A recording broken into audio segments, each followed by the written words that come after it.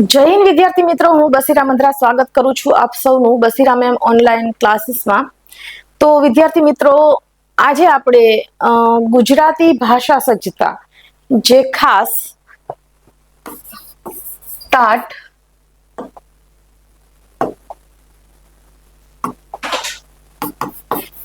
HS અને TAT S માટે છે એ સમજવાના છીએ. વિદ્યાર્થી મિત્રો, ટાટ HS ની પ્રિલિમ પરીક્ષા જે છે એ પૂરી થઈ ગઈ છે અને હવે વિદ્યાર્થીઓ જે છે એ મેઇન પેપર જે છે તમારું મુખ્ય ગુજરાતીનું પેપર જે છે ગુજરાતી ભાષા સજ્જતા એ પેપરની તૈયારી કરવાના છે. ઘણા વિદ્યાર્થીઓ જે છે એ હજી પરીક્ષાના પરિણામ વિશે રાહ જોશે કે પરીક્ષાનું પરિણામ જ્યારે આવશે ત્યારે અમે મેઇન્સની તૈયારી કરશું. પણ એવું ન કરતા વિદ્યાર્થી મિત્રો, તમને એક ખાસ સૂચન છે કે મેઇન્સની તૈયારી જે છે એ આજથી જ શરૂ કરી દેજો. એટલે કે તમારી જે પરીક્ષા આજે પૂરી થઈ છે એ આજથી, એટલે કે 12 એપ્રિલથી ને અત્યારથી જ એકાદ દિવસ કદાચ તમારે રેસ્ટ લેવો હોય તો લઈ શકાય, કે તમે ઘણા બધા સમયથી વાંચતા હશો કે તમારું માઇન્ડ જે છે એ એમાં જ પરોવાયેલું હોય. પણ ખાસ તમારે કોઈ પણ જે એક્ઝામ છે એ લેવાયેલી હોય આ રીતે, અને જ્યારે એની મેઇન્સની પરીક્ષા આપવાની હોય ત્યારે પછી એના રિઝલ્ટ એટલે કે એના પરિણામ જે છે એની રાહ જોવાની કોઈ જ જરૂર નથી.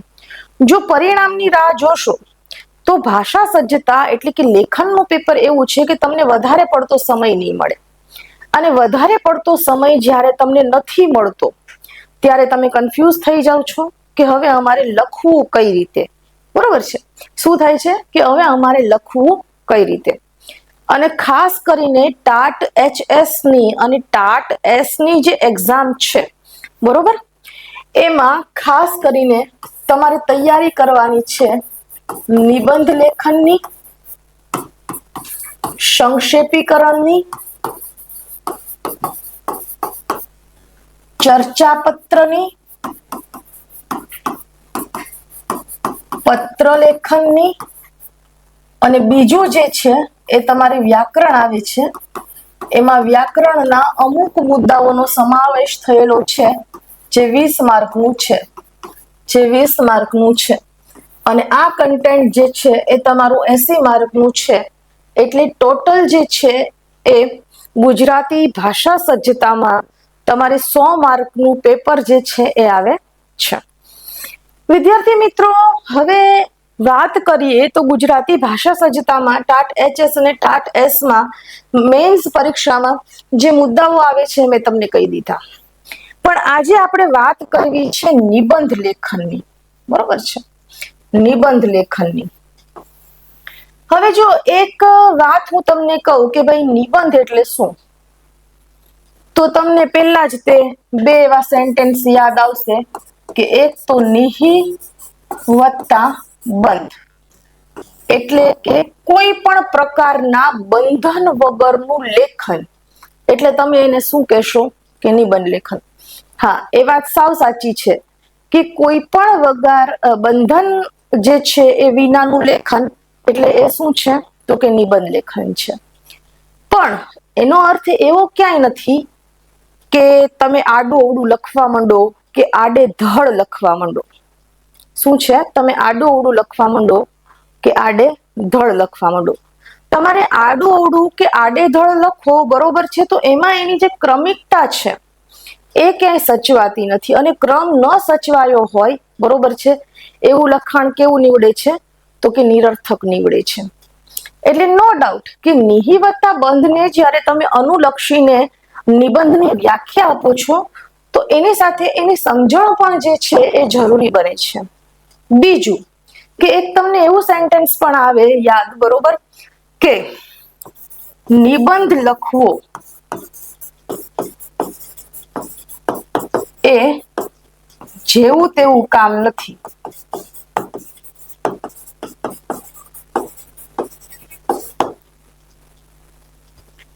હવે અહીંયા તમને કદાચ નર્મદ યાદ આવે.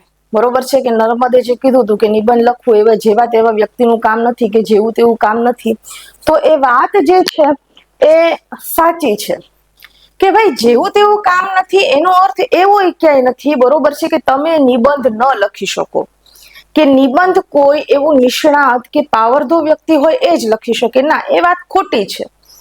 તો નિબંધ લખતી વખતે આટલી બધી જે ગૂંચળામણ હોય છે કે અકળામણ હોય છે એ વિદ્યાર્થીઓને શા માટે થાય છે?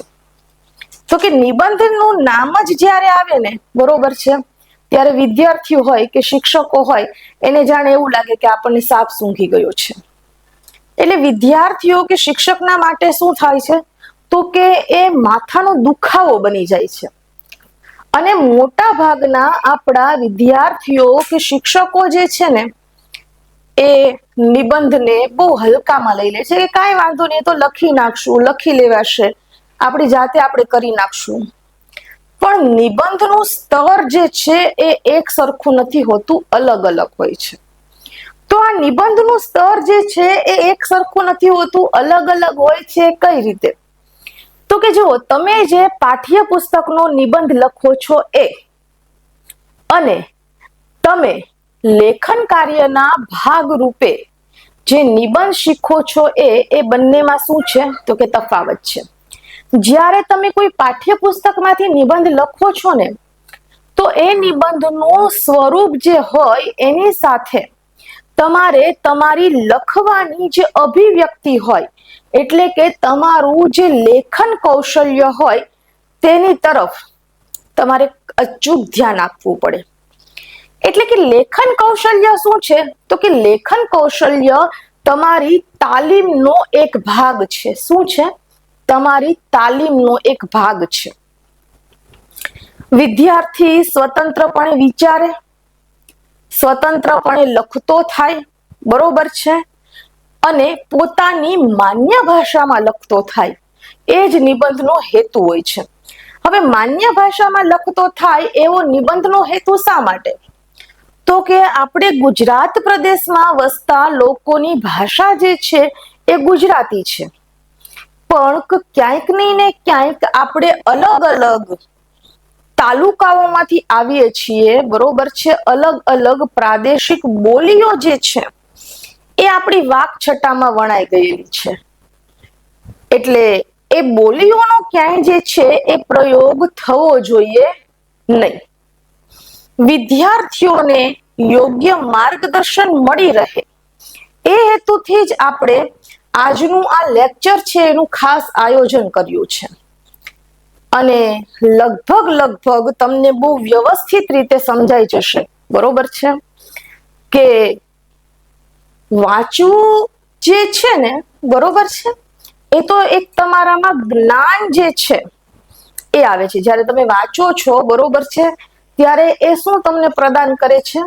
તો કે માહિતી અને જ્ઞાન પ્રદાન કરે છે. પણ જ્યારે તમે લખો છો એ શું છે? તો કે એક તમારી કળા છે, એક તમારી અભિવ્યક્તિ છે. દલપતરામે બહુ સારા એવા શબ્દોમાં કહ્યું છે કે કાણાને કાણો નવ કહીએ, કડવા લાગે વેણ. કાણાને કાણો નવ કહીએ, કડવા લાગે વેણ. ધીરે રહીને પૂછીએ, શાને ખોયા નેણ. ધીરે રહીને પૂછીએ, શાને ખોયા નેણ. એટલે જો તમે કોઈ કાણો વ્યક્તિ હોય અને ડાયરેક્ટ એને એમ કહી દો કે કાણા ભાઈ, તો તમને તો ખબર જ છે કે હવે એક આંખ એની કાણી કઈ રીતે થયેલી છે એના વિશે જો તમારે એને પૂછવું હોય તો તમે આવા શબ્દોથી એને પૂછો તો યોગ્ય લાગે નહીં. કાણાભાઈ એવા શબ્દો પ્રયોગ કરો તો એ યોગ્ય ન લાગે. પણ તમે એને ધીરે રહીને પૂછો કે ભાઈ તમે તમારા નેણ જે છે એ શાથી ખોયા, કારણ કે આપણે તો જાણીએ જ છીએ કે એક આંખે કેવો છે? તો કે કાણો છે. એટલે કહેવાનો ભાવાર્થ એવો છે કે તમારે જે કહેવું છે એનું મહત્વ ઓછું નથી. તમારે જે કહેવું છે એનું મહત્વ ઓછું નથી, પણ જે તમે કહેવા માંગો છો એ તમે એક તમારી સ્ટાઇલમાં કહેવા માંગો છો, એટલે કે તમે એની અભિવ્યક્તિ કઈ રીતે કરો છો એ મહત્વનું છે. તમે એની અભિવ્યક્તિ જે છે એ કઈ રીતે કરો છો એ અહીંયા શું છે તો કે મહત્વનું છે. તો ચાલો આપણે શરૂઆત કરીએ ગુજરાતી ભાષામાં નિબંધ લેખન વિશે. ટાટ HS અને ટાટ S માં 20 માર્ક જે છે 20 માર્ક જે છે એ નિબંધ રોકે છે. ખાસ નિબંધ જે છે એ વિદ્યાર્થીઓ ઘણા એમ કહી શકે કે અમને તો નિબંધ લખતા નથી આવડતો, અમારે તો નિબંધ કઈ રીતે લખવો. ડાયરેક્ટ આમ નામ કોઈને નિબંધ લખતા આવડી જતો નથી.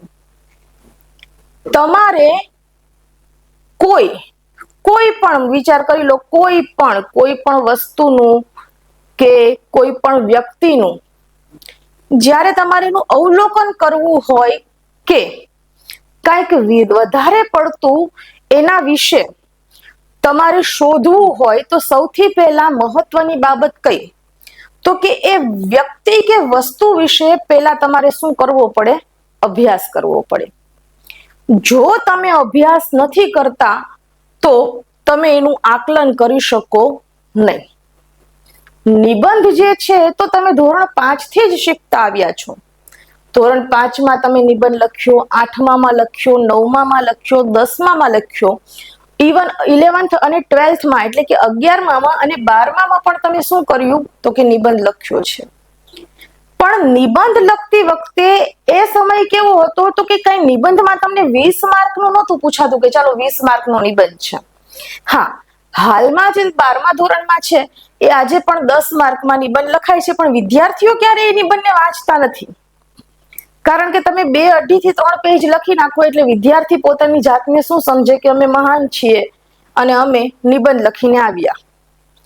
પણ એ તો હવે તમારો જે પેપર ચેક કરનાર વ્યક્તિ છે એને જ ખબર હોય કે તમે કેવું લખ્યું છે અને એને તમને એના કેટલા માર્ક્સ જે છે મળે છે. અહીંયા નિબંધનું સ્વરૂપ જે છે બદલાયું છે. જે 12મા માં ગોખણ પટ્ટી કરી કે ન કરી અને લખ્યું કે ન લખ્યું કે ખોટા ગપ્પા મારીને આવી ગયા, અહીંયા એ ગપ્પા વાળી વૃત્તિ ચાલવાની નથી. અહીંયા એક ચોક્કસ સ્વરૂપ જોશે અને ચોક્કસ સ્વરૂપની સાથે તમારે એ નિબંધને લખવાનું છે. પણ એ તમે ક્યારે લખી શકો તો કે તમારી પાસે એનું ખાસ વિષય વસ્તુ હોય ત્યારે. જો તમારી પાસે એનું વિષય વસ્તુ નથી તો તમે નિબંધ લખી શકતા નથી. એટલે જે પણ વિદ્યાર્થીઓ એવું વિચારે છે કે અમે તો નિબંધ લખી નાખીએ, અમે તો આમ છીએ કે તેમ છીએ, અમને તો આવડતું હતું તે, અમે તો 12મા માં બહુ જબરદસ્ત નિબંધો લખી નાખતા હતા, તો એ વાત અલગ છે. નિબંધ એટલે નિહિ પ્લસ બંધની સાથે એને કોઈ પણ પ્રકારનું બંધન નથી એ વાત સાચી છે, પણ તમારે શું રજૂ કરવાનું હોય છે કે તમારી મૌલિકતા રજૂ કરવાની હોય છે. અને મૌલિકતા રજૂ કરતી વખતે એના સ્વરૂપો કે લક્ષણો જે છે એમાંથી ક્યાંય છટકાઈ ન જાય એનું પણ ખાસ ધ્યાન રાખવાનું છે. તો ચાલો શરૂઆત કરીએ ગુજરાતી નિબંધ લેખન વિશે. વિદ્યાર્થી મિત્રો, મને જણાવતા ખૂબ ખુશી થાય છે કે ટાટ HS અને ટાટ S ની પરીક્ષા જે છે એની માટે ગુજરાતી વર્ણનાત્મક એટલે કે મુખ્ય પેપર જે છે બરોબર છે એના વર્ગો છે એ મારા તરફથી જ લેવાવાના છે, જેમાં તમને રેકોર્ડેડ વિડીયો મળવાનો છે, PDF મટીરિયલ્સ મળવાનું છે, રેકોર્ડેડ PDF મળવાની છે, યુનિટ ટેસ્ટ, મોક ટેસ્ટ અને મોડેલ પેપર આ મળવાનું છે. જો તમે મારી સાથે તમારી ટાટ HS અને ટાટ S ની તૈયારી કરવા માંગતા હો તો આજે જ ગૂગલ પ્લે સ્ટોર પર જઈને બશીરા મેમ ઓનલાઈન ક્લાસીસ જે છે એ તમે ડાઉનલોડ કરી લો. એમાં કોર્સ જે છે એની ફી 2 પ્રકારની છે, 499 રૂપિયા, જેમાં તમને કોઈ પણ પ્રકારનું મટીરિયલ મળશે નહીં, અને 699 જેમાં તમને PDF મટીરિયલ મળવાનું છે. PDF રૂપે મટીરિયલ મળવાનું છે તમારી ગુજરાતી ભાષા સજ્જતા એટલે કે મુખ્ય પરીક્ષા જે છે એની માટેનું, બરોબર. જેમાં નિબંધ લેખન જે છે, પછી ત્યાર પછી પત્ર લેખન જે છે, સંક્ષેપીકરણ અને ચર્ચા પત્ર છે, એ બધાનું અને વ્યાકરણ સહિતનું મટીરિયલ જે છે એ તમને મળવાનું છે. બીજું કે 2023 ની મુખ્ય પરીક્ષા જે છે એમાં 1300 થી વધારે સફળ ઉમેદવારો મારા હાથ નીચે બન્યા છે. 1500 જેટલા વિદ્યાર્થીઓ મારી પાસે હતા ટાટ HS ટાટ S 2023 ની પરીક્ષામાં, જે તે એકેડમી સાથે હું જોડાયેલી હતી. પણ અત્યારે હું કોઈ પણ પ્રકારની કોઈ એકેડમી સાથે જોડાયેલી નથી. હું ફક્ત અને ફક્ત અત્યારે જે કોર્સ બહાર પાડવાની છું, લોન્ચ કરવાની છું, એ તમને બસીરા મેમ ઓનલાઈન ક્લાસીસ પર જ મળી રહેશે. બીજા કોઈ પણ પ્રકારના એકેડમી વાળા તમને એમ કે અથવા તો એ કોઈ એડવર્ટાઇઝમેન્ટ કરે કે અમે મુખ્ય પેપર જે છે એની તૈયારી બશીરા મેમ દ્વારા કરાવે છે, કે તમને એના વિડીયો જે કદાચ એ લોકો આપે તો એ કદાચ 2023 ના વિડીયો હશે. જે કોન્ટ્રાક્ટ એ સમયે થયા હતા એ જ પૂરા થઈ ગયા હતા, બરોબર છે. અને કઈ સ્થિતિમાં પૂરા થઈ ગયા હતા કે શું છે મારા ભૂતપૂર્વ વિદ્યાર્થીઓને બધી જ ખબર છે. એટલે એ લોકો તમારી સાથે તદ્દન ફ્રોડ કરે છે. તમને 2023 નું જ કન્ટેન્ટ જે છે એ પીરસવા આપે છે, બરોબર છે, જે ખરેખર 3 વર્ષને વીતી ગયા છે અને હવે તો બહુ બધું નવું છે. એટલે તમને એકમાત્ર હું મારી એપ્લિકેશન બસીરા મેમ ઓનલાઈન ક્લાસીસ પર જ ભણાવીશ. બીજે ક્યાંય કોઈ પણ પ્રકારની ગુજરાતની એકેડમી સાથે ટાટ HS કે ટાટ S ની મેઇન્સ પરીક્ષા માટે મારે ટાઈપ થયેલું નથી. ચાલો શરૂઆત કરીએ. નિબંધ એ સંસ્કૃત ભાષાનો શબ્દ છે. મારે થોડુંક સાઈડમાં રહેવું પડશે તો જ તમને આ જે છે એ વ્યવસ્થિત રીતે સમજાઈ શકશે. નિબંધ એ સંસ્કૃત ભાષાનો શબ્દ છે. ગુજરાતીમાં તેનો અર્થ જેમાં વિશેષ પ્રકારનું બંધન કે સંગઠન હોય તે કૃતિ એવો થાય છે. ગુજરાતી સાહિત્યમાં નિબંધ, અંગ્રેજીમાં એસે ના પર્યાય તરીકે પ્રયોજાય છે. એસે શબ્દનો અર્થ પ્રયત્ન એવો થાય છે. અલબત્ત સાહિત્ય સ્વરૂપ તરીકે તેનો નવલકથા, નવલિકા અને એકાંકીની જેમ આ સાહિત્ય સ્વરૂપ પણ આપણે પશ્ચિમ પાસેથી લીધું છે. સંક્ષિપ્ત સ્વરૂપવાળી એકાગ્ર અને સુશ્લિષ્ટ ગદ્યમાં લખાયેલી કૃતિ તે નિબંધ એવો તેનો વ્યાપક ખ્યાલ પણ સ્વીકારાયો છે. ઓક્સફર્ડ ઇંગ્લિશ ડિક્શનરીમાં નિબંધની વ્યાખ્યા આવી આપવામાં આવી છે: A composition of a moderate length on any particular subject or branch of subject, originally implying want of finish but now said of a composition more or less elaborate in style though limited in range. એટલે કે શું? તો કે નિબંધ કોઈ ચોક્કસ વિષય કે વિષયની શાખા પરની મર્યાદિત વિસ્તારવાળી એવી ગદ્ય રચના છે જે મૂળમાં તો એક અનિયંત્રિત અસંબંધ રચના છે, પણ અહીં તેને વિષયની દૃષ્ટિએ સીમિત અને શૈલીની દૃષ્ટિએ અપેક્ષાકૃત ગંભીર અને ઉદાત્ત રચના કહેવામાં આવી છે. બરોબર?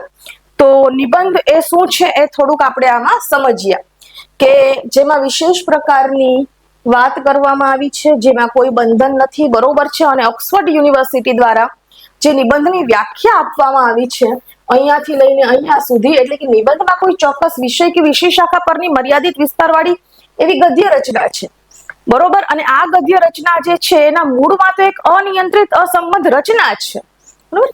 જ્યારે તમે નિબંધનું કન્ટેન્ટ લખો છો એના મૂળમાં તો શું છે તો કે એનો આખો પ્લોટ રહેલો છે અને એમાંથી તમે શું કરો છો કે થોડું કંઈક ઉપાડો છો, પણ અહીં તેને વિષયની દૃષ્ટિએ સીમિત અને શૈલીની દૃષ્ટિએ અપેક્ષાકૃત ગંભીર અને ઉદાત્ત રચના કહેવામાં આવી છે. આગળ વધીએ. બહુ સરળ ભાષામાં અહીંયા તમે સમજી શકો એવા શબ્દોમાં કહેવામાં આવ્યું છે કે નિબંધ એ ગદ્ય લેખનનું એક સ્વરૂપ છે, પરંતુ આ શબ્દ તાર્કિક અને બૌદ્ધિક લેખો માટે પણ વપરાય છે. સંદર્ભ, રચના અને દરખાસ્તનો પણ નિબંધના સમાનાર્થી તરીકે ઉલ્લેખ કરવામાં આવે છે. દાખલા તરીકે કોઈ સંદર્ભિત રચના હોય, કોઈ રેફરન્સ હોય કે કોઈ પ્રપોઝલ હોય, બરોબર છે, એનો પણ શું છે તો કે નિબંધના સમાનાર્થી તરીકે ઉલ્લેખ કરવામાં આવે છે. ઓકે, તેને અંગ્રેજીમાં કમ્પોઝિશન અથવા એસે તરીકે પણ ઓળખવામાં આવે છે. આચાર્ય હજારી પ્રસાદ દ્વિવેદીના મુજબ સંસ્કૃતમાં પણ નિબંધનું સાહિત્ય છે. પ્રાચીન સંસ્કૃતિ સાહિત્યના તે નિબંધોમાં ધર્મશાસ્ત્રના સિદ્ધાંતો તાર્કિક રીતે સમજાવવામાં આવ્યા હતા. તેમની પાસે કોઈ વ્યક્તિત્વની લાક્ષણિકતાઓ નહોતી, પરંતુ વર્તમાન કાળના નિબંધો સંસ્કૃતના નિબંધોની વિરુદ્ધ છે. તેમના વ્યક્તિત્વ અથવા વ્યક્તિગતતાની ગુણવત્તા સર્વોચ્ચ છે. શું કહે છે કે વર્તમાન કાળના જે નિબંધો છે અને સંસ્કૃતના જે નિબંધો છે એ બંનેમાં ફેર શું છે? તો કે બંને અલગ અલગ છે, એ બંને એક છે નહીં. ઓકે, તો અહીંયા નિબંધની વાત કરવામાં આવી છે કે એનો અંગ્રેજીમાં કમ્પોઝિશન તરીકે એનો શબ્દ પ્રચલિત છે. એસે તરીકે તો આપણે એને ઓળખીએ જ છીએ, બરોબર છે. અને હજારી પ્રસાદ સંસ્કૃતના નિબંધ વિશે જે વાત કહે છે એ પણ અહીંયા રજૂ થયેલી છે. ત્યાર પછી નિબંધ લેખન એ ગદ્ય લેખનનો એક પ્રકાર છે. આ જે છે આપ સૌ જાણો છો, જેમાં લેખક પોતાના વિચારોને સુવ્યવસ્થિત રીતે અને ક્રમબદ્ધ રીતે વાચકોની સમક્ષ મૂકે છે. જો તમે આડેધડ લખી નાખો છો તો એ નિબંધ છે નહીં, નિબંધ શબ્દ બે શબ્દથી બનેલો છે, નિહિ પ્લસ બંધ. અહીંયા નિહિ પ્લસ બંધ, ટાઈપિંગમાં ભૂલ છે, લખવામાં નિહિ નથી લખાણું, જેનો અર્થ છે સારી રીતે બાંધેલી, એટલે કે નિર્માણ કરેલી રચના. અર્થાત એવી રચના કે જે વિચારપૂર્વક ક્રમબદ્ધ રીતે લખાય હોય. તમારા વિચારો જે છે ને એ અગત્યનો ભાગ ભજવે છે. આપણે બધા જ બેઠેલા હોઈએ, બરોબર છે ને, આપણને કોઈ એક વિષય ઉપર કહેવામાં આવે કે તમે આ વિષય ઉપર નિબંધ લખો, ત્યારે તમારા, મારા અને આપણી સાથે જેટલા પણ વ્યક્તિઓ બેઠેલા હોય એ બધાના વિચારો કેવા હોય છે? અલગ અલગ. કોઈ એક વિષય વિશે પણ લખવું હોય ને તો દરેક પાસેથી પોતાની અભિવ્યક્તિઓ જે છે એ અલગ અલગ રીતે રચાય. તો આ અભિવ્યક્તિ છે એ શું છે? તો કે નિબંધ છે. એટલે કે ખાસ નિબંધ શેની ઉપર ભાર મૂકે છે? તો કે તમારા વિચારો ઉપર. તમે જે વિચારો છો એને શબ્દોમાં તમે કઈ રીતે અભિવ્યક્ત કરો છો એ મહત્વનું છે. મુખ્ય પ્રકાર કયો છે? તો કે લલિત નિબંધ અને લલિતેતર નિબંધ. આ બે પ્રકાર જે છે એ નિબંધના મુખ્ય છે. આગળ જોઈએ. હવે બીજા પણ લલિત નિબંધ અને લલિતેતર નિબંધ સિવાયના જે તમને નિબંધો પૂછાય છે, બરોબર છે. એક તો વર્ણનાત્મક નિબંધ, બીજું વિવરણાત્મક. અહીંયા ર નો પ્રયોગ થયેલો છે, વિવરણાત્મક, અને ત્રીજું ભાવનાત્મક. હજી આગળ પણ બે પ્રકારો જે છે એને આવે છે, પણ આપણે અહીંયા પેલા આને સમજીએ કે વર્ણનાત્મક નિબંધમાં શું આવે. તો કે આ પ્રકારના નિબંધો હોય એમાં સ્થાનની વાત આવે, બરોબર છે, કે વર્ણન કરો છો. કોઈ તહેવાર હોય તો તમે એનું શું કરો? તો કે વર્ણન કરો. પ્રાકૃતિક દૃશ્ય, પર્યટક સ્થળ હોય, બરોબર છે, આ પણ તમે શું કરો છો? તો કે વર્ણન કરો છો. તમે મુસાફરી વિશે કઈ વાતચીત કરવી હોય તો એ શું છે? તમારું વર્ણન છે. કોઈ મેળા વિશે, કોઈ પ્રસંગો વિશે જ્યારે તમે વાત કરો છો ત્યારે એનો સમાવેશ શેમાં થાય છે? તો કે વર્ણનાત્મક નિબંધમાં. તમે શું કરો છો? એનું વર્ણન કરો છો કે તમે જે દૃશ્યો જોયેલા છે, તમે ક્યાંય કોઈ સફર કે કોઈ મુસાફરી એવી કરેલી છે કે એ તમારો જે અનુભવ હતો એને તમે શબ્દો રૂપે પ્રગટ કરવા માંગો છો, એટલે એ શું છે? તો કે વર્ણનાત્મક નિબંધ. પછી આવે વિવરણાત્મક નિબંધ. આ પ્રકારના નિબંધમાં કોઈ ચોક્કસ પ્રસંગ, કોઈ સંસ્મરણો, કોઈ કાલ્પનિક ઘટનાઓ હોય એનો સમાવેશ કરવામાં આવે છે. કોઈ ચોક્કસ પ્રસંગને જો ઉલ્લેખીને તમે લખવા માંગતા હોય તો એ શું છે? તો કે વિવરણાત્મક નિબંધ. કોઈ કાલ્પનિક ઘટનાઓ, એટલે કે તમારે કોઈ ફિક્શન ઉપર લખવું હોય તો એ શું છે? કાલ્પનિક ઘટનાઓ, ફિક્શન, વિવરણાત્મક નિબંધ. કોઈ સંસ્મરણો, એ શું છે? તો કે વિવરણાત્મક નિબંધ. હવે ભાવનાત્મક નિબંધની વાત કરીએ તો કે આવા નિબંધોમાં મનમાં ઉદ્ભવતી ભાવનાઓ ભાવનાત્મક રીતે વર્ણવવામાં આવે છે. શેના રીતે વર્ણવવામાં આવે છે? તો કે ભાવનાત્મક રીતે. એક લાગણી જે છે એ આમાં શું થઈ હોય છે? તો કે સમાયેલી હોય છે. જેમ કે તિરસ્કાર, ટીકા, મિત્રતા, ક્રોધ, પ્રેમ વગેરે જેવા નિબંધોનો સમાવેશ આમાં કરવામાં આવે છે. લાગણી છે, ધિક્કાર છે, બરોબર છે, એ બધાની વાત જો કરવાની હોય તો એ શેમાં આવે તો કે ભાવનાત્મક નિબંધમાં આવે છે. આગળ જોઈએ વિચારશીલ નિબંધ. આ પ્રકારના નિબંધોમાં વિચારો અને દલીલોનું વર્ચસ્વ હોય છે. બરોબર છે. સાહિત્ય, સમાજ, ધર્મ અને ફિલસૂફી. તમારે સાહિત્ય વિશે વાત કરવી હોય, તમારે ધર્મ વિશે વાત કરવી હોય, તમારે સમાજ વિશે વાત કરવી હોય કે તમારે કોઈ તાત્વિક વાત કરવી હોય, ફિલોસોફરની વાત કરવી હોય, ફિલોસોફી વાત કરવી હોય તો એમાં શેનો સમાવેશ થાય છે તો કે વિચારશીલ નિબંધમાં થાય છે. ઉચ્ચારણ અથવા કોઈ પણ નિવેદનના આધારે તો કે આવા નિબંધોમાં નિબંધે રૂઢિપ્રયોગ, કહેવત અથવા કોઈ પણ પ્રખ્યાત પંક્તિનું નિવેદન લઈને રચાતો હોય છે. બરોબર. જેમ કે સ્વચ્છતા ત્યાં પ્રભુતા. તો એ શું છે તો કે કોઈ એક સેન્ટેન્સ છે આપણે કહીએ કે સ્વચ્છતા ત્યાં પ્રભુતા. ઓકે. માં તેમાં બીજા બધા વગડાના વાહ. કહેવત. તો કહેવતને અનુસરીને શું હોય છે તો કે નિબંધ. દયા ધર્મનું મૂળ છે વગેરે. તો આવા પ્રકારના નિબંધો હોય એ શું સૂચવે છે તો કે ઉચ્ચારણ અથવા કોઈ પણ નિવેદનના આધારે. હજી એક રીતે તમને નિબંધ પૂછાય છે સાંપ્રત ઘટના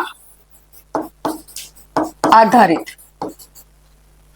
સાંપ્રત ઘટના આધારિત નિબંધ જે છે એ તમને પૂછાઈ શકે. સાંપ્રત ઘટના આધારિત નિબંધ જે છે એ શું થાય તમને પૂછાઈ શકે. ઓકે. ત્યાર પછી આગળ જોઈએ કે શ્રેષ્ઠ ગુજરાતી નિબંધ લેખન માટે ધ્યાનમાં રાખવાની બાબતો. આપણે કઈ કઈ બાબતો જે છે એ ધ્યાનમાં રાખવી પડે તો જોઈએ કે એક સૂત્રતા એ નિબંધ લેખનનું મુખ્ય સૂત્ર છે, મુખ્ય આધાર છે. શું તો કે એક સૂત્રતા. જો નિબંધ જે છે તમે એક જેનો પ્રવાહ હોય એ પ્રવાહમાં લખો નહીં તો એનો અર્થ શું થાય તો કે નિબંધમાં જે છે ને એ કઢંગાપણું જન્મે. કારણ કે જ્યારે પણ તમારો નિબંધ જે છે ને એ ચેક કરશે ને, તમારો જે નિબંધ ચેક કરવા વાળો વ્યક્તિ હોય, બરોબર છે, એ શું કરશે કે પહેલા 5 નિબંધો જ્યારે ચેક કરે ને ત્યારે એ જોવે કે ભાઈ આમાં બધી બાબતો સર્વસામાન્ય છે તો કે હા. છઠ્ઠું પેપર એના હાથમાં આવ્યું ને એમાં એને કંઈક નવીન જાણવા મળ્યું તો હવેના પછીના પેપરમાં એની અપેક્ષા એની કરતા બમણી થઈ જશે કે હવે તમે જે લખ્યું છે બરોબર છે, એમાં એને કંઈક નવું જાણવા મળ્યું એટલે હવે એની કરતા એ વધારે કંઈક બીજું સારું આગળના જે પેપર્સ છે એમાં શું કરશે તો કે ગોતશે. એટલે કે આપેલ વિષય ઉપર ક્રમિક અને સુવ્યવસ્થિત રીતે નિબંધ લેખન કરવું જોઈએ. તમને જે વિષય આપેલો છે એ વિષય ઉપર તમારે પહેલા તો સુવ્યવસ્થિત રીતે નિબંધ લખવાનો છે, બરોબર, અને ક્રમિક રીતે લખવાનો છે. કોઈ પણ નિબંધ લખતા પહેલા તેની પ્રસ્તાવના બાંધવી ખૂબ જ જરૂરી છે. તેની પ્રસ્તાવના બાંધવી ખૂબ જ જરૂરી છે. પ્રસ્તાવનાની સાથે કહી દઉં કે ગુજરાતી ભાષામાં જ્યારે તમે લખો છો ત્યારે લાઈનની ઉપર જ લખવું.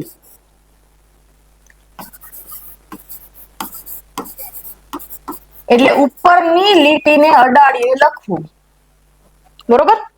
ઘણા લોકો એમ કે છે કે ઉપરની લીટીને અડાડીને ન લખાય, નીચેની લીટીને અડાડીને લખાય.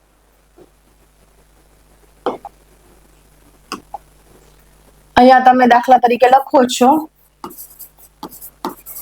નિબંધ લેખન અને અહીંયા આમ લખો છો નિબંધ લેખન. બરોબર. બે રીતે તમે નિબંધ લેખન કર્યું. આ કર્યું એ સાચું, આ કર્યું એ ખોટું, કારણ કે આ લીટી જે છે બરોબર એને તમે શું કરો છો અડાડીને લખો છો. એટલે ખાસ બધા વિદ્યાર્થીઓએ એ બાબત જે છે એ ધ્યાનમાં રાખવાની છે કે ઉપરની લાઈનને અડાડીને જ લખો, નીચેની લાઈનને અડાડીને ક્યારેય નિબંધ લખાતો નથી. અને ગુજરાતી ભાષામાં ઉપરની લાઈન શા માટે લખાય છે એની માટેનો પણ મારી પાસે એક કહેવાય ને કે લગભગ 15-20 મિનિટ જેવું થાય છે એવી એક સરસ મજાના નિષ્કર્ષ સાથેની વાત છે. બરોબર? એટલે આમ નામ કોઈ એવું નથી કહી શકતું કે તમે આમ નામ જે છે એવો નિયમ છે કે આમ નામ જ તમારે નીચેની લાઈનમાં લખી નાખવું કે ઉપરની લાઈનમાં લખી નાખવું. નહીં, એની પાછળનું ખાસ અને સાચું કારણ છે. એ ખાસ અને સાચા કારણની પણ તમને ખબર હોવી જોઈએ. બરોબર? એટલે ઉપરની લાઈનને અડાડીને લખવું એ એની સૌથી મહત્વની વાત. બીજું, નિબંધને અલગ અલગ પેટા મથાળામાં વહેંચી દેવો. નિબંધને અલગ અલગ પેટા મથાળામાં શું કરવું પડે? એના પેટા પ્રકાર એને પાડી દેવા જોઈએ. જો કોઈ વિષયને સબટાઇટલ એટલે કે પેટા મથાળું આપી શકાય તેમ ન હોય તો પ્રસ્તાવના, મધ્ય ભાગ અને ઉપસંહાર આ 3 ભાગોમાં તેને અવશ્ય વહેંચવો જોઈએ. જો કોઈ નિબંધ એવો છે, માની લો કે એને આપણે આ રીતે ડિવાઈડ નથી કરી શકતા, એટલે કે એને વહેંચી નથી શકતા, તો આ રીતે 3 ભાગ, પ્રસ્તાવના જે છે અથવા પેલા તમે એમ લખો કે પૂર્વ ભૂમિકા, પ્રસ્તાવના અથવા પૂર્વ ભૂમિકા, ગમે તે શબ્દનો પ્રયોગ કરી શકાય. તમે આવી રીતે લખો પૂર્વ ભૂમિકા તો પણ ચાલે. એટલે પ્રસ્તાવના અથવા પૂર્વ ભૂમિકા, એનો મધ્ય ભાગ અને એનો ઉપસંહાર. પણ જો અમુક નિબંધો એવા હોય કે કદાચ તમે એના મથાળા જે છે એ બાંધી અને તમે એને ડિવાઈડ કરી શકો છો, એટલે કે જો એના પેટા પ્રકાર પડી શકતા હોય તો એ પેટા પ્રકાર શું છે તો કે અવશ્ય પાડવા. ત્યાર પછી નિબંધનો આરંભ કેવો હોવો જોઈએ તો કે આકર્ષક અને ધારદાર. હવે આકર્ષક અને ધારદારનો અર્થ એવો છે, બરોબર, કે ઘણા વિદ્યાર્થીઓ એવું માને છે કે નિબંધ જે છે ને એ કોઈને કોઈ કાવ્ય પંક્તિ, કોઈ શ્લોક કે કોઈ પણ પ્રકારનું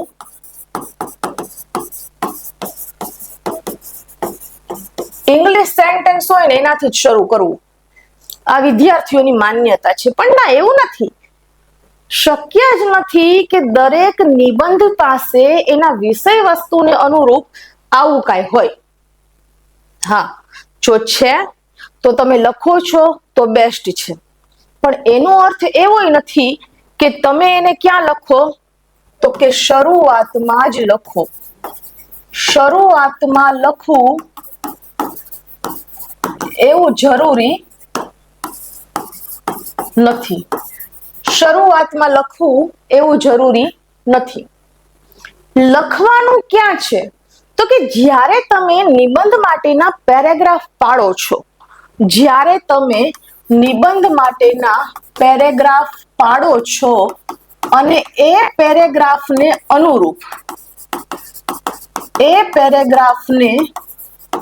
અનુરૂપ તમારે આનો પ્રયોગ કરવાનો. હવે બીજા પેરેગ્રાફમાં આવતું હોય તોય ભલે, 5મા પેરેગ્રાફ તમે પાડો, અંતિમ પાડો, એમાં આવતું હોય તોય ભલે, બરોબર છે. એની માટેની કોઈ એવી માન્યતા નથી. એટલે દરેક વિદ્યાર્થીઓને કદાચ આવી જે છે ને એ વિચારતા હોય કે ના ના આમ હોય તો જ આમ કરવું, કે નિબંધમાં તો આમ જ હોય, તો એક એ લઘુતા ગ્રંથિમાંથી બહાર આવું. બીજું, નિબંધનો મધ્ય ભાગમાં વિષયનો જે હાર્દ છે, એટલે કે જે તમે મુખ્ય લખાણ કરવા માંગો છો, એ હાર્દને સચોટ, માહિતીસભર અને રસપ્રદ રીતે એનું શું કરવાનું છે તો કે વર્ણન કરવાનું છે. નિબંધનો અંત કેવો હોવો જોઈએ તો કે મધુર હોવો જોઈએ, સૂત્રાત્મક હોવો જોઈએ અને પ્રશ્નસૂચક હોવો જોઈએ. પ્રશ્નસૂચક હોવો જોઈએ એટલે કેમ એ ખબર ન પડી તો કે જ્યારે તમે એનો અંત લખો છો તો જે વાચક છે એને વિચાર તો કરી મૂકવો જોઈએ કે ભાઈ આવો પ્રશ્ન કઈ રીતે આણે એનું વર્ણન કર્યું, કે આમાં આવું કેમ આવ્યું, કે અંતમાં એ પ્રશ્ન કેમ ઉદ્ભવ્યો. નિબંધની ભાષા અને શૈલી એકદમ સરળ, રસિક, સચોટ, મૌલિક અને અર્થપૂર્ણ તેમજ પ્રવાહી હોવી જોઈએ. નિબંધ કેવો હોવો જોઈએ? પહેલા તો સરળ હોવો જોઈએ. બીજો કેવો હોવો જોઈએ કે તમારું લખાણ જે છે એ ભાવકને આમ કહેવાય ને ખેંચી રાખે, ખેંચી લે પોતાનામાં, બરોબર છે. ભાવકને આગળ વાંચવા ઉપર શું કરી દે? તો કે મજબૂર કરી દે. સચોટ હોવું જોઈએ, મૌલિક હોવું જોઈએ. તમારા પોતાના વિચારો જ તમારે રજૂ કરવાના છે, બીજાના વિચારો ઉધાર લઈ અને લખવાનું નથી. અર્થપૂર્ણ હોવું જોઈએ અને પ્રવાહિતતા પણ એમાં હોવી જોઈએ. આગળ વધીએ. નિબંધ લેખનમાં શબ્દોની મર્યાદા પણ ખાસ ધ્યાને લેવી જોઈએ. ઘણીવાર આપણે આપણા વિચારોને વર્ણવતા એટલા મગ્ન થઈ જઈએ છીએ કે શબ્દોની લિમિટ ભૂલી જઈએ છીએ. તો ક્યારેક ઓછા શબ્દોમાં નિબંધ લેખન કરવામાં આવે તો નિયત કરેલા શબ્દોમાં વિષયને પૂર્ણ રીતે આવરી લેવો એ શ્રેષ્ઠ નિબંધ લેખનની નિશાની છે. ઘણીવાર આપણને કોઈ આપણો મનગમતો વિષય હોય અને મનગમતા વિષય ઉપર આપણને લખવાનું કે જ્યારે લખવામાં આપણે એટલા બધા મગ્ન થઈ જઈએ છીએ કે આપણે શું કરીએ તો કે મજા આવી જાય એટલે એને લખતા જ જઈએ. ના, એવું નથી કરવાનું. તમને જેટલા શબ્દો આપવામાં આવ્યા છે એ શબ્દોની લિમિટ કેટલી છે એનું તમારે ધ્યાન રાખવાનું છે. હવે શબ્દોની લિમિટ એટલે ક્યાંય એવું નથી કે તમારે એક એક શબ્દ જે છે એ ગણીને લખવા પડે કે અત્યારે 50 શબ્દો થયા, 300 શબ્દોમાં આપણને કીધું છે તો હજી આપણે 250 શબ્દો જે છે લખવાનું બાકી છે, એમ નહીં. એપ્રોક્સિમેટ તમને આઈડિયા હોવો જોઈએ. અને જ્યારે ખાસ તમે ટાટ HS કે ટાટ S માટે નિબંધ લખો છો ત્યારે એની લિમિટ જે હોય છે કેટલા શબ્દોની હોય છે તો કે 300 શબ્દોની. એટલે ઓછામાં ઓછું જે છે એ 3 પેજનું વર્ક હોવું જોઈએ અને વધુમાં વધુ જે છે એ 3.5 પેજનું વર્ક હોવું જોઈએ. કેટલા પેજનું વર્ક હોવું જોઈએ તમારું? તો કે શબ્દોની મર્યાદા તમે 3 થી 3.5 પેજ સુધીની રાખો, જે તમારા મૌલિક વિચારોને તમે અગ્રતા આપીને જે લખો છો એ બેસ્ટ છે. આગળ જોઈએ. વિચારોને પુનરાવર્તિત કરવાથી બચવું, ખાસ ધ્યાન રાખવું, બરોબર છે. કંઈ પણ રિપીટ કરવું નહીં. ઉદાહરણ તરીકે તમે જ્યારે ધોરણ 12 માં નિબંધ લેખન કર્યો ત્યારે એક પેજ લખ્યું અને પછી વિચારવા તમારે બેસવું પડે. આ વાસ્તવિકતા છે. વિદ્યાર્થીઓ 12મા ધોરણમાં હોય ત્યારે કહીએ ને કે એને જે આ નિબંધ લેખન છે ને એની આટલી બધી કોઈ એના મન ઉપર એની અસર ન પડે, કોઈ વાંચીને ન જાય. નિબંધ લેખન એટલે ગપ્પા મારવાના હોય એવું સમજીને શું કરે તો કે નિબંધ લેખન કરે. પછી વિદ્યાર્થી શું કરે કે જ્યારે એક પેજ લખી લે ને પછી એ વિચારતો થઈ જાય. 5-7 મિનિટ તો એ વિચારશે. હવે શું કરશે તો કે આગળ જે નિબંધ એને લખ્યો છે એમાંથી કોઈક એક શબ્દને એ કેચઅપ કરશે અને કેચઅપ કરી અને એની ઉપર ફરી પાછું શું કરશે તો કે લખવાનું શરૂ કરી દેશે. તો આ શું છે તો કે આ ભૂલ ભરેલું છે. આવી રીતે ક્યારેય તમારે કરવાનું નથી. એના બદલે તમારા વિચારો જે હોય એ તર્કપૂર્ણ રીતે એટલે કે તાર્કિક રીતે તમારે રજૂ કરવાના હોય છે. નિબંધ લેખન બાદ તેને એકવાર વાંચી જુઓ અને જો સુધારો કરવો ઉચિત જણાય તો ત્વરિત તેનો સુધારો પણ કરી દેવો.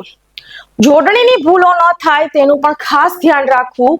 ગુજરાતી નિબંધ લેખનમાં જોડણી પણ મહત્વની ભૂમિકા ભજવે છે. બરોબર? તમને લખતા નથી આવડતું, તમને જોડણી વિશેનું ભાન નથી તો ખાસ આ જે છે તમારે શીખવું જ પડશે. કારણ કે જો જોડણી નહીં આવડે અને તમારી જોડણી જે છે એ ખોટી હશે તો મેઇન્સ પેપરમાં એના પણ માર્ક કપાતા હોય છે. નિબંધની ભાષા વ્યાકરણની દૃષ્ટિએ શુદ્ધ હોવી જોઈએ. આ બહુ મહત્વનું છે. મેં તે દિવસે લેક્ચરમાં તમને કીધું હતું, બરોબર છે. આપણે છેલ્લું જે લેક્ચર લીધું ગુજરાતી વ્યાકરણનું એમાં એક સેન્ટેન્સ આવ્યું હતું, મેં તમને સમજાવ્યું હતું કે તે સજ્જન વ્યક્તિ છે, તે સજ્જન માણસ છે. તો સજ્જનનો તો અર્થ જ એવો થાય છે, સજ્જનનો અર્થ જ એવો થાય છે કે સત વત્તા જન. સત એટલે સારો અને જન એટલે માણસ, સારો માણસ એવો અર્થ થાય છે. તો સારો માણસ જ્યારે આ શબ્દમાં જ ગણાઈ ગયું છે તો પછી આવું વ્યક્તિ બાજુમાં લખવું જ શા માટે? એટલે કે આપણને ખબર નથી હોતી અને આપણે શું કરીએ છીએ તો કે લખી નાખીએ છીએ, પછી આપણે એવું સમજીએ છીએ કે વાહ અમારું પેપર તો બહુ જ સરસ ગયું, અમારું પેપર શું કર્યું તો કે બહુ જ સરસ ગયું. પણ પછી આપણને ખબર પડે છે. ઉદાહરણ તરીકે તમે કોઈ પત્ર લેખન લખો છો, બરોબર, અને પત્ર લેખનમાં તમે એવું લખ્યું હોય કે સવિનય સાથ જણાવવાનું કે, સવિનય સાથ જણાવવાનું કે. હવે જોજો તમે મિસ્ટેક ક્યાં કરો છો, જોજો હવે તમે મિસ્ટેક ક્યાં કરો છો, બરોબર છે. સવિનય સાથ, પેન બતાય છે? Yes, okay. સવિનય નો અર્થ શું થાય છે તો કે વિનયની સાથે, વિનયની સાથે. તો પછી અહીંયા સાથ શું કામ લખવું? કેટલું ભૂલ ભરેલું લખીએ છીએ, કેટલું ભૂલ ભરેલું આપણે લખીએ છીએ, છતાં આપણા મનમાં શું છીએ આપણે તો કે ના અમને બધું જ આવડે છે. તો એવું કરવાનું નથી. એટલે વ્યાકરણની દૃષ્ટિએ પણ તમારી ભાષા શુદ્ધ હોવી જોઈએ. આ તો ખાલી માત્ર એક બે ઉદાહરણો એવા હતા કે જે મેં તમને સમજાવ્યા. તેમાં યોગ્ય સ્થાને વિરામ ચિહ્નોનો ઉપયોગ, જોડણી શુદ્ધિ, હાસ્યો, મુદ્દાસર ફકરા અને સુવાચ્ય અક્ષરોનું પણ ધ્યાન રાખવું જોઈએ. વિરામ ચિહ્નોનો કે ખોટો ઉપયોગ ન થઈ જાય એ પણ તમારે ધ્યાન રાખવાનું છે. જોડણી શુદ્ધિ, હાસ્યા કઈ રીતે પાડવાના છે એ બધી તમારે એક મેથડ જે હોય છે એ મેથડની રીતે જ તમારે કાર્ય કરવાનું હોય છે. નેક્સ્ટ, મુખ્ય ગુજરાતી ભાષા સજ્જતાની તૈયારી, બરોબર છે. અત્યારે ટાટ HS અને ટૂંક સમયમાં જે ટાટ S ની પરીક્ષા લેવાની છે એમાં ગુજરાતી વર્ણનાત્મકનો રેકોર્ડેડ કોર્સ જે છે મારા દ્વારા લોન્ચ કરવામાં આવ્યો છે, જેમાં તમને recorded video, PDF material, recorded PDF, unit test, mock test, model paper આટલું મળશે. જો તમારે મટીરિયલ સાથે આ કોર્સને પરચેસ કરવો હોય તો એની 699 રૂપિયા ફી છે. જે મટીરિયલ્સ છે એ તમને એપ્લિકેશન પર જ PDF સ્વરૂપે મળશે. અને જો તમારે મટીરિયલ્સ નથી જોઈતું તો એની ફી જે છે એ 499 રૂપિયા છે. એટલે તમે બશીરા મેમ્સ ઓનલાઈન ક્લાસીસ પર જઈ ગૂગલ સ્ટોર પર જઈ અને એને ડાઉનલોડ કરજો અને ત્યાં ડેમો લેક્ચર પણ આપવામાં આવ્યા છે ગુજરાતી ભાષા માટે અને વ્યાકરણ માટેના. એ તમે જોઈ અને તમે કોર્સ જે છે એ પરચેસ કરી શકો છો. તમે જ્યારથી કોર્સ લ્યો છો, બરોબર છે, અને ત્યાર પછી જ્યાં સુધી તમે મેઇન્સની એક્ઝામ આપો છો, તમે મેન્સની એક્ઝામ આપો છો ત્યાં સુધીની તમારી તૈયારી જે છે, તમારી તૈયારી જે છે, બરોબર છે, એનો ટોટલી એમાં હું વણાઈ ચૂકેલી છું કે તમારે જેટલા પેપર્સ હશે એ પેપર્સને પણ હું તપાસીશ. તમને જ્યાં મને એવું લાગશે કે તમને અહીંયા મારે આટલું સજેશન આપવાનું છે કે તમારે કઈ રીતે લખવું, કેવી રીતે લખવું, શું લખવું, ક્યાં અટકવું, ક્યાં ન અટકવું, એ બધી જ તાલીમ જે છે એમાં તમને આપવામાં આવશે. તો જો તમે ઇન્ટરેસ્ટેડ હો તો તમે આ કોર્સ જે છે પરચેસ કરી શકો છો. ખૂબ મજા આવશે તમને અને ખૂબ સારું એવું ગુજરાતી ભાષા સજ્જતા જે છે એટલે કે મુખ્ય પેપર 1 નું જે છે એ નોલેજ તમને મળશે. કારણ કે 2023માં 1300 થી વધારે વિદ્યાર્થીઓ જે છે એ મારા અંડરમાં પાસ થયેલા છે ટાટ S અને ટાટ HS માં. ચાલો આગળ વધીએ. નિબંધના વિષયને અનુરૂપ કોઈ સુવિચાર, મહાન વ્યક્તિનું કથન, કાવ્ય પંક્તિ વગેરે યાદ હોય તો અવશ્ય લેખનમાં આવરી લેવું. કઠિન, કૃત્રિમ અને અલંકારિક ભાષાથી બચવું. એવી ભાષાથી ખાસ બચવું કે આપણને અઘરી લાગતી હોય તો પછી ભાવકને તો સ્વાભાવિક છે કે જે વાંચનારો વર્ગ છે, કે જે વાંચનારો માણસ છે, બરોબર, એને તો શું લાગવાનું તો કે અઘરું જ લાગવાનું. જો નિબંધ લેખન કરતી વખતે કોઈ ટોપિક પાછળથી યાદ આવે તો તેના સમાપન પહેલા એને વણી લેવું, જેથી મૂળ છણાવટ સાથે ઓતપ્રોત થઈ જાય. કદાચ એવી રીતે કોઈ માની લો કે આવે છે કે તમને છેલ્લે યાદ આવ્યું કે આ તો લખવાનું હતું, આ તો શું થઈ ગયું તો કે ઉમેરવાનું ભૂલાઈ ગયું.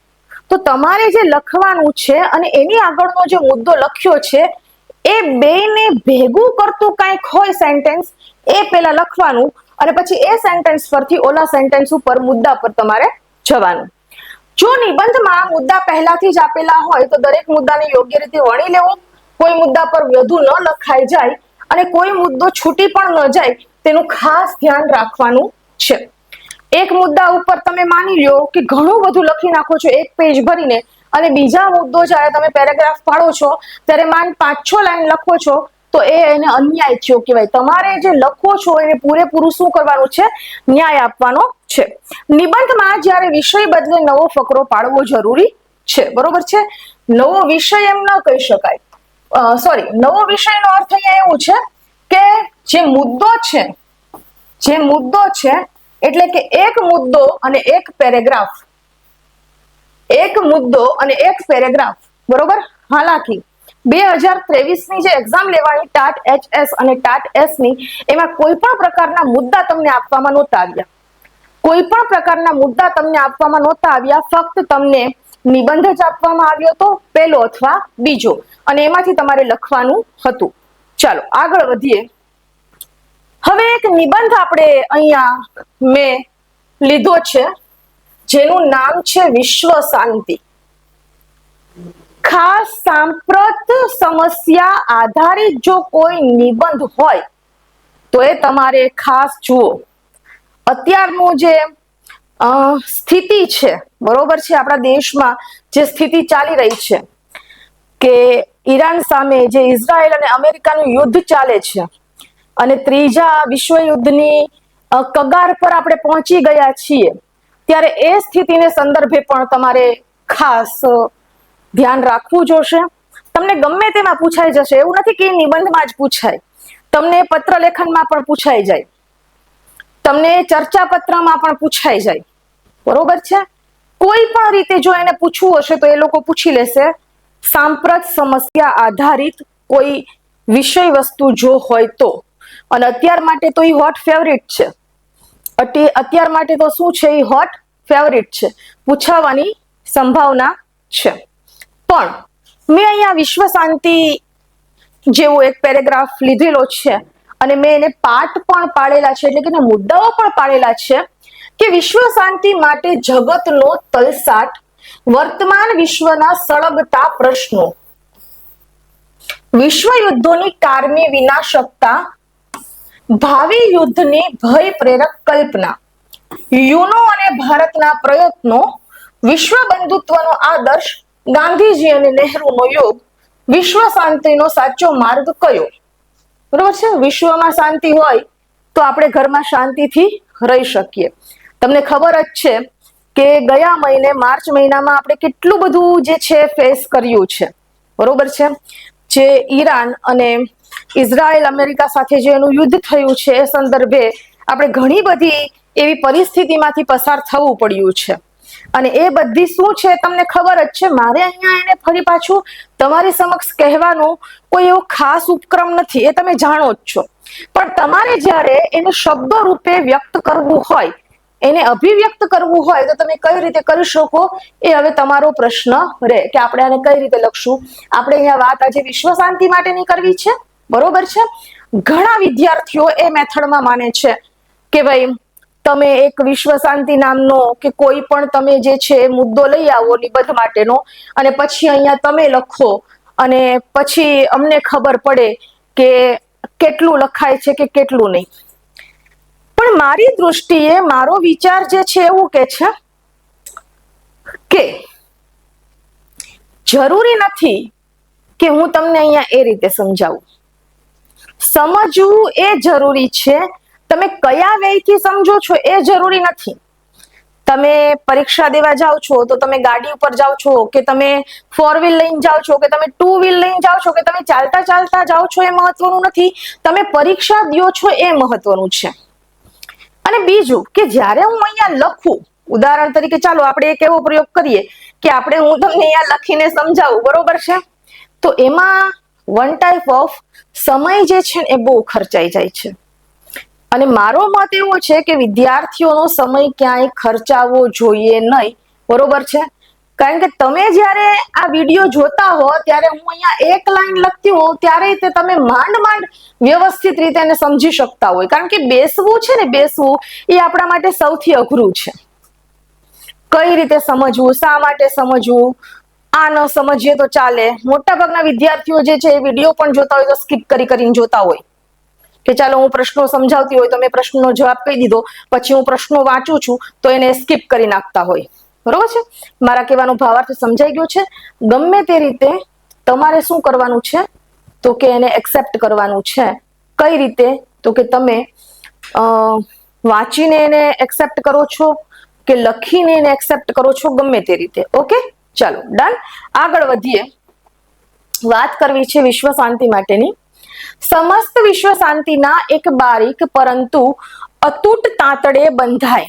કેવી ભવ્ય, ઉચ્ચ અને વિશાળ ભાવના. સમાનતા અને જ્યોતને અખંડિત રાખવાની ભાવના. એવી ઉદાત્ત ભાવના કે માનવના હક, સમાનતા તથા ન્યાયના આપણે વેચાણ કરીશું નહીં.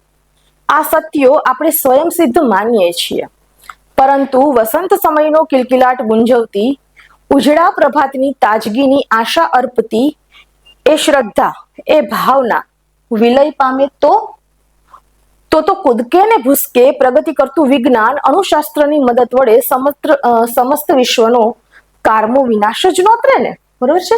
શરૂઆત કરી છે.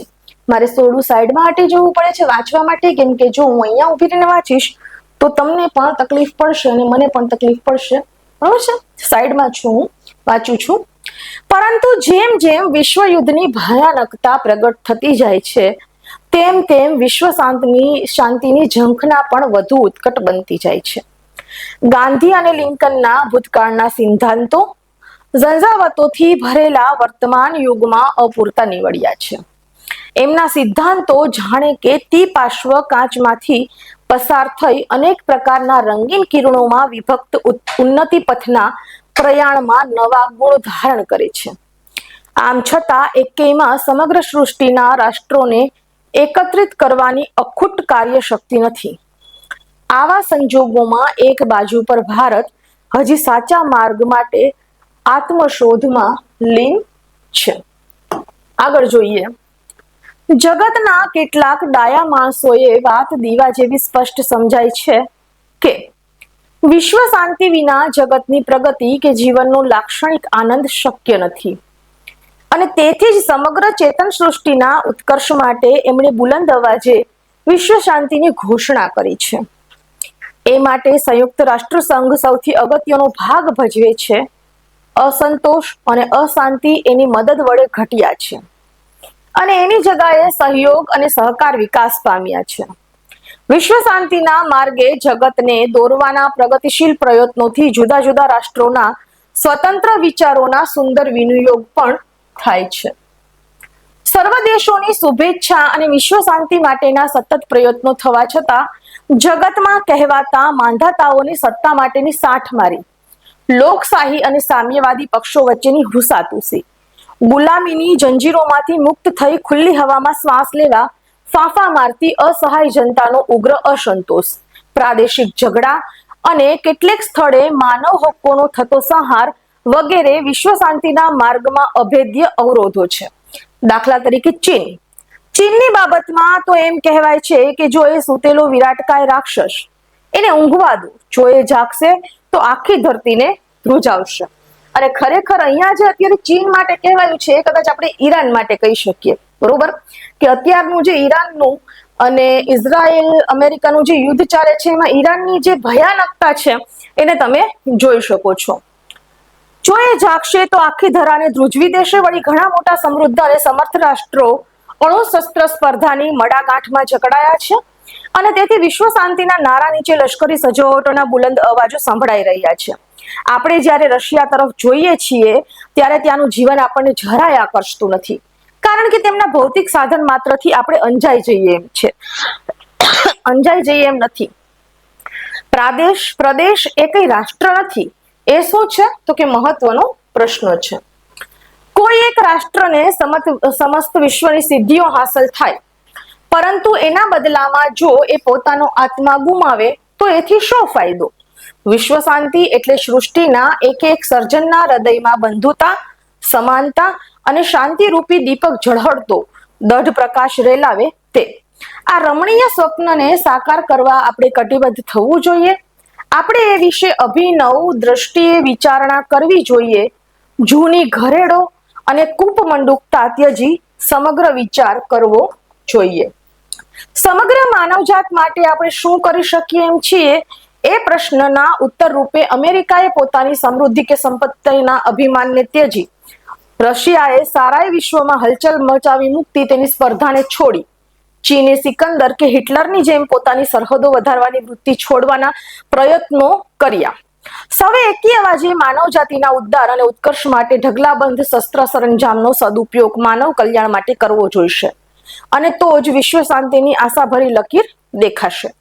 જ્યારે આપણા બળની કસોટી આપણી ક્ષમાશીલતામાં રહેલી છે તો વિશાળ રાષ્ટ્રોની વિરાટ શક્તિ સૃષ્ટિના સંહારમાં કે માનવ જાતિની નામોશીમાં ખર્ચવાને બદલે જો એકબીજા સાથે અતૂટ સાંકળે તો જોડવામાં એને ગાંધી, બુદ્ધિ અને લિંકનના મધુર સ્વપ્નોને સાર્થક કરવામાં, અહીંયા બુદ્ધિ નથી બુદ્ધ છે, ગાંધી અને અહીંયા પછી બુદ્ધ છે, ગાંધી, બુદ્ધ અને લિંકનના મધુર સ્વપ્નોને સાર્થક કરવામાં વપરાય તો જગતે કદી નહીં જોઈ હોય એવી શાંતિનો ઉદ્ભવ થશે જે સદાય શાશ્વત રહેશે અને સદાય મનુષ્ય જાતિના ગૌરવને વધુ ગૌરવવંતું બનાવશે. સૌ વિશ્વ શાંતિ ઈચ્છી જીવનનો લાક્ષણિક અને આધ્યાત્મિક આનંદ માણવા ઈચ્છે છે. જો દુનિયાના મોટા મોટા સમર્થ રાષ્ટ્રો અંદરની ઈર્ષ્યા અને સ્પર્ધાને ત્યજી પોતાની સારી શક્તિ વિશ્વ શાંતિની પ્રતિષ્ઠામાં લગાવી દેશે તો જગ તેના ઈર્ષ્યા, વેર અને નબળાઈઓ રૂપી પંખમાં પણ એક એવું પ્રફુલ્લિત પંકજ આકાર લેશે કે મનુષ્યનો વિનાશ થવા છતાં એ ચિરંજીવ રહી મનુષ્ય જાતિના ગૌરવ સમી તેની સુવાસ ફેલાવતું રહેશે. અને માનવ મન તો સ્વપ્ન ભૂખ્યું છે. એ સ્વપ્નમાં વસંત અને સમયનો થનગનાટ હોય કે ઉષા કે સંધ્યાના રંગોની મિલાવટ હોય, ઉજળા પ્રભાતની નવપલ્લિત વિતતા પણ હોય, મારું નાનકડું હૈયું પણ વિશ્વ શાંતિના વિરાટ આદર્શને મૂર્તિમંત સ્વરૂપમાં પલટાતા જોઈ સ્વપ્નોના ઢગ રચવા મંડી પડે છે. રહી રહીને કરે છે શુભ શુકુન દિશે મધ્યાહન શોભશે એવી વીતી ગઈ છે રાત. ઠીક છે, તો અહીંયા સુધી આપણે રાખીએ છીએ. તમારો સૌનો ખૂબ ખૂબ આભાર કે તમે જે છે આ સિરીઝ સાથે જોડાયા. ટાટ HS ની મુખ્ય પરીક્ષા અને S ની મુખ્ય પરીક્ષા માટે ગુજરાતી વર્ણનાત્મકમાં આપણે એક કોર્સ લોન્ચ કરીએ છીએ જેની કોર્સ ફી જે છે 499, 699. 499 જે છે એમાં PDF નથી, 699 માં PDF મટીરિયલ સાથે તમને મળશે. Recorded video, PDF material, recorded PDF, unit test, mock test અને મોડલ પેપર, બરોબર છે. આટલી બાબતો તમને મળવાની છે. ગુજરાતી મુખ્ય ભાષા પેપર જે છે એક ગુજરાતી ભાષા સજ્જતાનું બસીરા મેમ ઓનલાઈન ક્લાસીસ ઉપર તમે એના વિડીયો જે છે બરોબર છે રેકોર્ડેડ વિડીયો, સોરી રેકોર્ડેડ નહીં, જે ડેમો લેક્ચર માટે આપણે વિડીયો જે છે મૂક્યા છે તમે જોઈ શકો છો. બરોબર, અહીંયાનું આજનું લેક્ચર છે જે ગુજરાતી નિબંધ વિશે આપણે સમજ્યા, અહીંયા પૂરું કરીએ છીએ. જય હિન્દ, જય ભારત.